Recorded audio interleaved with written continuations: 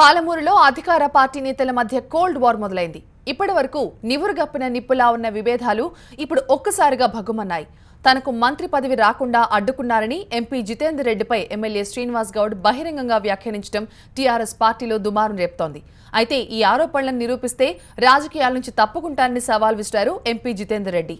దీంతో ఈ వివాదం మరింత ముదిరింది. మహబూబ్ నగర్ జిల్లాలో అధికార పార్టీ నేతల మధ్య విభేదాలు భగ్గుమన్నాయి. ఎమ్మెల్యే శ్రీనివాస్ గౌడ్, ఎంపీ జితేందర్ రెడ్డిలు సవాల్ విసురుకునే వరకు వెళ్లింది. మహబూబ్ నగర్ లో 2 రోజుల క్రితం ఏర్పాటు చేసిన ఓ విలేకరుల సమావేశంలో వీరి మధ్య విభేదాలు బయటపడ్డాయి.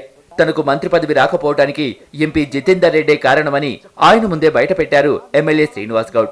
ఓ మంత్రి తనకు ఈ విషయం చెప్పారని తెలిపారు. దీంతో అక్కడే ఉన్న ఎంపీ జితేందర్ రెడ్డి వెంటనే స్పందించారు. ఈ ఆరోపణలను నిరూపిస్తే రాజకీయాల నుంచి తప్పుకుంటానని సవాల్ విసిరారు. ఎంపీ సాబ్ వద్దని అన్నాడు అని అన్నాడు. ఆ మాట ఎంపీ సాబ్ ముందు నీ వలకాలి మరి అన్న. ఎంపీ సాబ్ ముందు వలకాలి, ఇక పలకని కష్టమవుతుంది. నేనైతే ఎంపీ సాబ్ చెప్తా, నీ పేరైతే ప్రజెంట్ ఉన్న కేంద్ర మా టౌన్ ఉన్న మంత్రి, ప్రజెంట్ క్యాబినెట్ మంత్రి 100% నీది ఆపిండు ఎంపీ సాబు ఆపిన అంటే నేను ఎంపీ సాబ్ చెప్తాను. ఓపెన్ ఛాలెంజ్ చేస్తాను, ఓపెన్ ఛాలెంజ్. ఒకవేళ కేసీఆర్ గారి దగ్గర పోదాం ఆ మనిషిని తీసుకొని, క్యాబినెట్ మంత్రి అంటే ఇదే కదా ఈయన నేను ఆ మంత్రి పోతాం కేసీఆర్ గారి దగ్గర. ఒకవేళ కేసీఆర్ గారు ఆ మనిషి అన్న మాట కరెక్ట్, జితేందర్ రెడ్డి ఆపిండు కేజీ అంటే నేను ఇమ్మీడియట్గా ఇవ్వాలే రాజీనామా ఇచ్చాను. నా ఎంపీ పదవి మళ్ళీ పాలిటిక్స్ దిక్కు తిరిగి కూడా చూడదు, పాలిటిక్స్ దిక్కు తిరిగి కూడా చూడ. అయితే ఎంపీ పైన తాను ఎలాంటి విమర్శలు చేయలేదంటున్నారు ఎమ్మెల్యే శ్రీనివాస్ గౌడ్. ఎన్నికల ముందు తాను మంత్రి అయితే జిల్లాలో అభివృద్ధి కార్యక్రమాలు జరుగుతాయని చెప్పిన ఎంపీ గెలిచిన తర్వాత ఈ విషయాన్ని ఎక్కడా ప్రస్తావించలేదని ఆరోపిస్తున్నారు శ్రీనివాస్ గౌడ్. ఎంపీ ఒత్తిడి చేయకపోవటం వల్లే తనకు మంత్రి పదవి రాలేదని వ్యాఖ్యానించారు.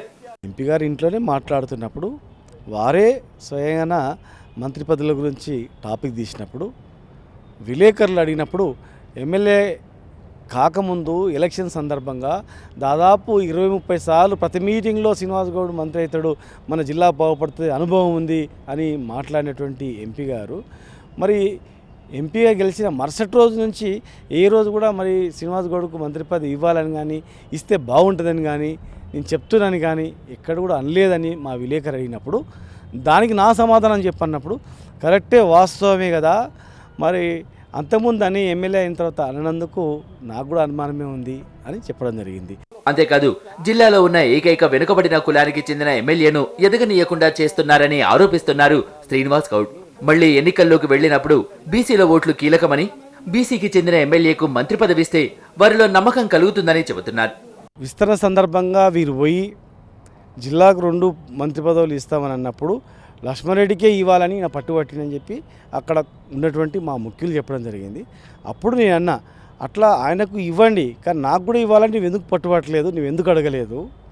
మరి రేపు మా వర్గాల వాళ్ళు కూడా చూస్తారు కదా, 53% వర్గాలు ఓట్లు ఉన్నటువంటి మా వర్గాల వాళ్ళు, మా జిల్లాలో ఉన్నటువంటి వాళ్ళందరూ కూడా అరే ఉండింటే బాగుండే కదా ఈయన కూడా అని చెప్పి ఆలోచన చేస్తారు కదా. టికెట్ ఇచ్చేటప్పుడు బీసీయా, ఎస్సీయా, ఎస్టీ అని చూస్తారు.